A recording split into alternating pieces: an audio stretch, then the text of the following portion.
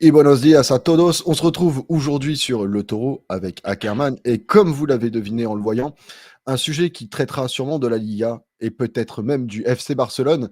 La grande question du jour, après sa deuxième saison échouée au Bayern Munich, Hansi Flick risque-t-il le même problème au FC Barcelone?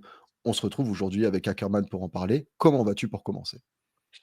Bah, écoute, ça va très bien et toi? Et puis, bon, disons qu'un peu en Catalogne, c'est un peu compliqué, même s'il y a le soleil malgré tout qui reste là. Mais au niveau du football, c'est pas très très attrayant, mon gros.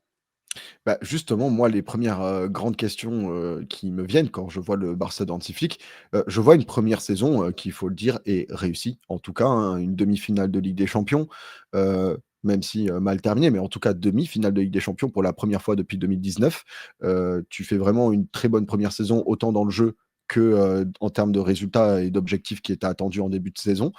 Moi, la première inquiétude que j'ai, c'est est-ce que le départ de Inigo Martinez n'est pas finalement fatal à Hansi Flick, dans, son style de jeu et dans son plan tactique? Parce que, bah, finalement, ce défenseur, plein d'expérience était peut-être le meilleur, compagnon pour Cubarsí, pour justement l'aider à couvrir le hors-jeu et lui apprendre, la science du placement.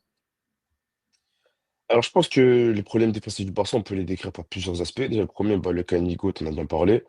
Le fait qu'ils soient partis à un moment où personne ne s'y attendait, en plus de manière gratuite, on n'a pas forcément eu des sous là-dessus. Donc, ça a mis un petit coup de massue parce que Flick non plus ne s'attendait pas à ce qu'il parte. Je pense qu'il s'attendait clairement pas à avoir un départ soudain de Ginigo, sachant que c'est un leader dans les vestiaires, sachant que c'est quelqu'un qui accompagnait bien pardon, le Cubarsí sur le terrain et qui est aussi quelqu'un qui comprenait parfaitement le système. Bah, on s'attendait justement à le revoir une deuxième saison. Au final, ça n'a pas été le cas. Et on sent que malgré tout, son absence se fait sentir, même sur le terrain, parce qu'il y a un manque quand même criant de leader depuis les blessures de Rafinha, le départ de Vinigo, donc on sent que c'est un peu compliqué à ce niveau-là. Et pour ce qui est de la ligne défensive, on sent que, au-delà même de l'absence de Vinigo, je pense que les équipes commencent à mieux comprendre aussi notre style. Je pense qu'à un moment, après un an de flic au Barça, les équipes ont compris comment justement par contrer ça. Et souvent, c'est souvent des mêmes actions, hein, le milieu de terrain qui part déborder de la défense et l'attaquant qui fait une sorte de faux appel pour libérer un espace. On voit très régulièrement. Et ce qui fait qu'aussi, je pense que, à part d'être lisible, en fait, ça devient la limite scolaire. C'est-à-dire que c'est devenu systématique où à chaque fois le Barça justement répète ce type d'action, sauf qu'en fait bah, c'est devenu de moins en moins efficace parce que bah, souvent des décalages un peu trop tard ou alors qu'un joueur adverse qui part dans le bon tempo et on se rend compte qu'au final bah, ça crée justement des situations de face à face à multiples reprises à l'image de ce qui s'est passé notamment contre Bruges où bah, le Barça finit avec 72% de possession avec le même zigzag que Bruges qui en a 24, ce qui est assez choquant quand même. Mais c'est vrai qu'il y a beaucoup de problèmes défensifs. Ça doit se demander ce que Flick n'est pas têtu. Après, on sait que c'est un coach qui a qui a ses idées, lorsqu'il est borné, il va pas les lâcher. Un peu à la style de Pep, hein, où c'est des coachs qui ont du mal justement à aller à l'encontre de leurs idées. Mais c'est à se poser des questions. Est-ce qu'il va réussir à se réinventer? Est-ce qu'il va réussir à trouver des solutions? C'est les questions que tout le monde se pose et on espère avoir les réponses d'ici prochainement. Eh bah, justement, bah, pour, continuer à parler, du style de jeu Hansi Flick, non pas pour le pointer comme un problème parce que j'aime beaucoup le joueur et je trouve qu'il est très talentueux et qu'il a beaucoup d'avenir au Barça. Mais est-ce que le Barça n'est-il pas en train de devenir complètement Lamine Yamal dépendant? C'est-à-dire qu'on parle d'un joueur qui est censé se faire opérer pour sa pubalgie et prendre une période de repos pour revenir à son meilleur niveau. Le Barça ne lui a pas accordé comme s'il était, impossible que le Barça joue sans lui et même finalement, on a l'impression de voir de plus en plus Lamine Yamal, devoir décider seul de l'issue du match et s'il n'en est pas capable, bah, le Barça ne peut pas gagner à l'image de son match contre le Real Madrid. Bah, je vais prendre un parallèle à moindre mesure, bien évidemment, parce que comparaison n'est pas raison. Mais en fait, je vais prendre notamment le match face à Bruges, où vraiment c'était assez criant à mon sens. C'est que j'ai l'impression de retrouver un Barça sous l'époque de Valverde, où on demandait à Messi de prendre le ballon et créer quelque chose ou des lunettes de quelque chose.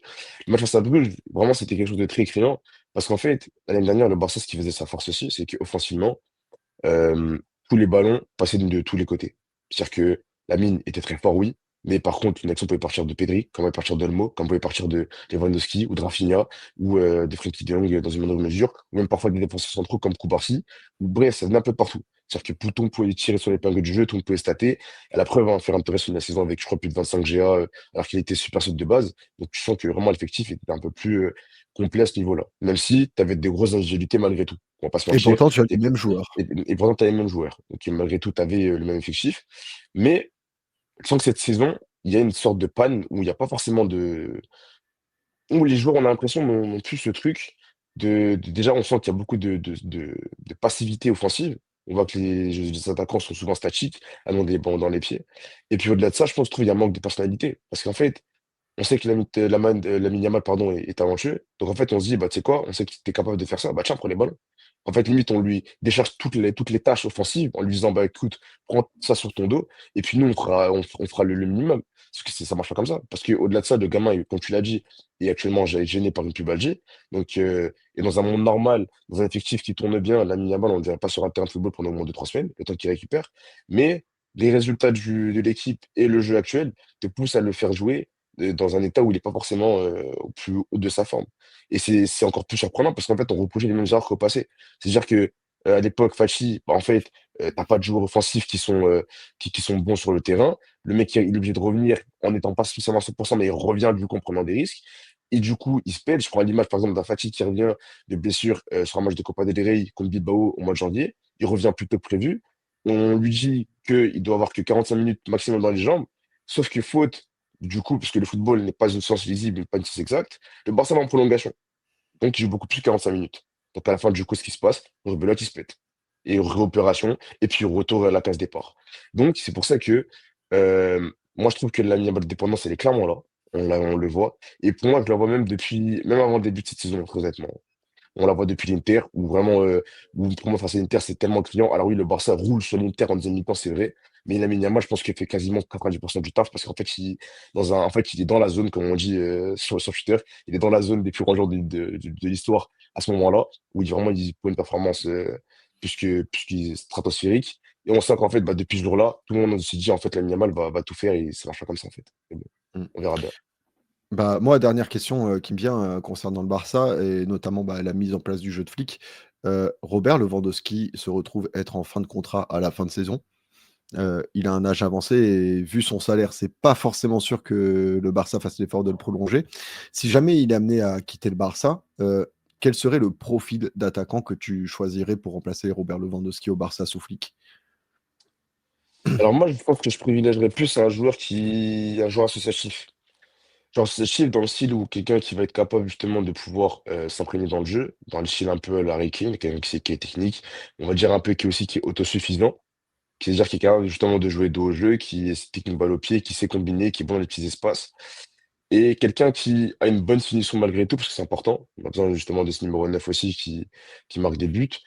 Je dirais assez grand en taille, parce que je pense que le Barça a un manque de taille criant quand même dans son effectif. On n'a pas forcément de joueurs qui sont assez grands. Et je pense qu'un numéro 9 qui impose, ça peut être aussi intéressant là-dessus. Mais je pense que de prime abord, un joueur qui est capable de jouer avec ses coéquipiers, qui est capable justement de distribuer des passes décisives, qui n'est pas forcément un renard de surface, que c'est un joueur un attaquant complet, on va dire ça comme ça. Et je pense que c'est le profil pour moi qui est plus adéquat pour le Barça à l'heure actuelle. C'est marrant parce que tu me décris exactement Hugo Ekitike, mais il est cadenassé à Liverpool, donc tu ne l'auras pas. Mais en tout cas, Exactement. merci à tous d'avoir regardé cette vidéo sur bah, le Barcelone de Hansi Flick. N'hésitez pas à nous dire ce que vous en pensez, si vous êtes d'accord avec ce que Ackermann a dit ou si au contraire vous êtes plutôt confiant pour la deuxième saison de Hansi Flick au Barça. Si le Mm. contenu vous a plu, bah, n'hésitez pas à vous abonner, surtout parce que plus on est de fous, plus on rit. En tout cas, merci à tous d'avoir été là avec nous et à très très vite sur l'autoroute.